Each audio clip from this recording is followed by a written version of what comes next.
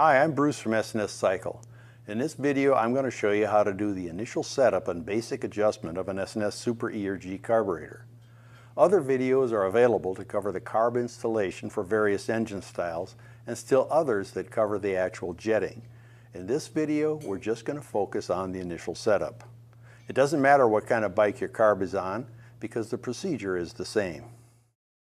If you have an S&S Super B or D carb, you'd follow the same procedure, except with these carbs you wouldn't have to adjust the accelerator pump since they don't have one. Before we start twisting wrenches on the bike, let's take a look at where the adjustments are and verify the factory settings.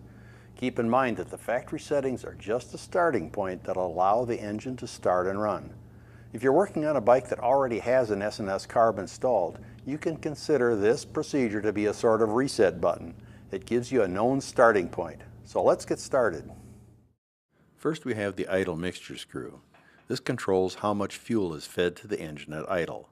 On some carb designs, the idle mixture screw controls additional air at idle, but with S&S carburetors, this screw controls fuel. To confirm factory settings, turn the idle mixture screw until it seats lightly. Don't try to show how strong you are because you'll probably ruin the carb by cracking the metal around where the needle seats. A light touch is required. No gorillas allowed. Once the needle is seated, turn it out about 1 1/4 turns. Next we turn the idle speed adjustment screw out or counterclockwise until it no longer touches the throttle stop. The throttle plate will be totally closed at this point. Turn the screw clockwise until it just touches the throttle stop. But wait, we're not done. Turn it an additional 1/2 turn, opening the throttle plate enough to allow the engine to idle. Next we adjust the accelerator pump. Turn the accelerator pump adjusting screw all the way in until it seats lightly. Again, no gorillas. Now turn it out about 2 full turns. Again, this is just a starting point. We've just installed a Super E carb on this 1977 FXE, and we're going to go through the initial setup procedure to show how it works. As we said, the factory settings allow the engine to start and run. So we start it up and run the engine until it reaches operating temperature. The best way to do that is to take a short ride. It's a tough job, but somebody's got to do it.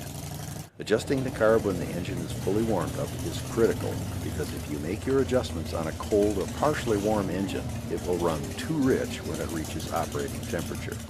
Normally these adjustments would be done with the air cleaner installed, but we're going to remove it to make it easier to see the adjustments.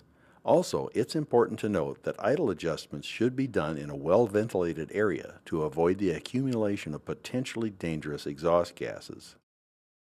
With the engine fully warmed up and idling, the first step is to adjust the idle speed by turning the idle speed screw clockwise to increase the idle speed or counterclockwise to slow it down.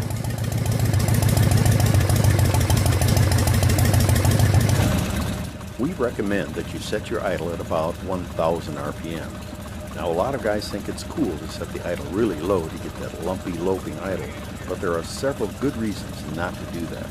First of all, that lumpy idle is hard on your lower end because of the uneven torque spikes and the low oil pressure. Secondly, it will make off-idle throttle response, well, less responsive. Next we adjust the idle mixture. Turn the idle mixture screw slowly clockwise. This makes the mixture leaner. If the engine speeds up, the mixture was too rich. Keep turning the screw clockwise until the engine begins to slow down because the mixture is too lean. Note the position of the needle and begin turning it counterclockwise until the engine reaches maximum RPM. Keep turning the screw counterclockwise until the engine slows down because the mixture is too rich. Set the needle halfway between too lean and too rich. Chances are adjusting the idle mixture will change the idle speed, so we need to repeat the last 2 steps. If the settings were way off, we may need to go through this procedure a couple of times. That's usually due to an inexperienced tuner making improper adjustments. Take your time and make sure this is dead on because correct idle speed and mixture adjustments are critical to easy starting, especially for kickstarting. For you youngsters, kickstarting is where you actually start your engine by pushing down on the pedal with your foot. Crude but effective. Once the idle speed and mixture are set correctly, we adjust the accelerator pump. Again, with the engine fully warmed up and at idle, turn the accelerator pump screw all the way in to shut off the pump.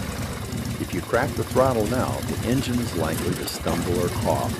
So turn the accelerator pump adjusting screw out 1/4 turn at a time and crack the throttle to check response. Repeat this process until the engine responds smoothly to the throttle. And then we're done with the initial setup of the Super E carburetor. So that's the initial setup of the S&S Super E carburetor. As I mentioned, this is normally done during a new carb installation, but it's also a good first step for troubleshooting an existing carb.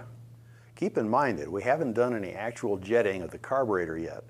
That's the subject of the next video in this series called S&S Super E&G Carb Basic Jetting, where we'll optimize the performance of the engine by changing jets in the carb. We hope this video has helped you get the job done, and we hope to see you on the road, not on the side of it.